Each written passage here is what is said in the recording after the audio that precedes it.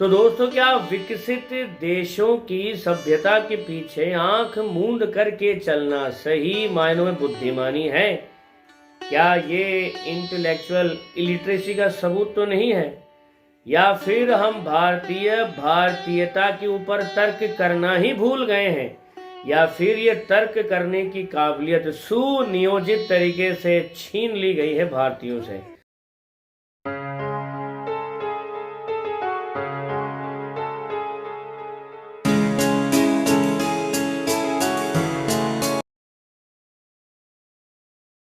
नमस्कार दोस्तों, पांव का जो निचला हिस्सा है वो खुला होना चाहिए, लेकिन भारत के लोग क्या करते हैं, मोजे पहन लेते हैं, उस पर भी जूते पहन लेते हैं और उसके बाद पैर को हवा लगती नहीं है, अंदर ही अंदर पसीना आता रहता है और फिर पैर से आने लगती है भयंकर बदबू।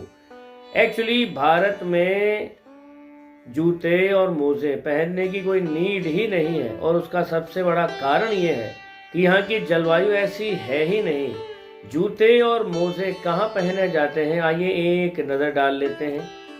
देखिए, विश्व के कुछ ऐसे देश हैं जहाँ पर भयंकर ठंड पड़ती है। वो यूरोपियन देश हैं, यूएसए हैं, कनाडा है, ब्रिटेन है।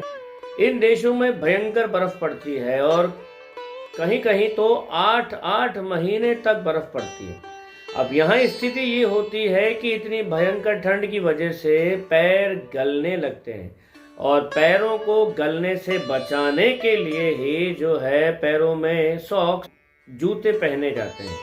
लेकिन अगर बात करें भारत की जलवायु की, तो यहाँ पर 3/4 ऐसा क्षेत्र है जहाँ बर्फ पड़ती ही नहीं है और बाकी का जो 1/4 हिस्सा बचता है वहाँ पर भी जो है भाई साहब बहुत कम बर्फ पड़ती है, मुश्किल से 15-20 दिन के लिए, और हद से हद अगर ज़्यादा से ज़्यादा इस चीज़ को माने तो 1 महीना, इससे ज़्यादा बर्फ नहीं पड़ती है। तो भारत में जो है मोजे और जूते पहनने की कोई नीड है ही नहीं है।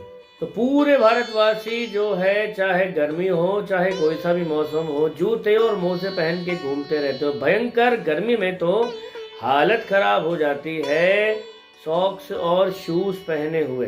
तो एक यहाँ पर क्वेश्चन अराइज होता है, क्या पश्चिमी जो सभ्यता है उसका आंख बंद करके अंधानुकरण करना क्या वाकई में बुद्धिमानी है? क्या हमारी खुद की मान्यताएं, खुद के बिलीफ, खुद के आदर्श, खुद के कस्टम्स, खुद का जो भी एक पहनावा है, क्या वो कोई मायने नहीं रखता? केवल इसलिए कि विदेशी है इसलिए बेस्ट ही होगा। तो ये जो धारणा है कहीं इंटेलेक्चुअल इलिटरेसी को तो शो नहीं कर रही।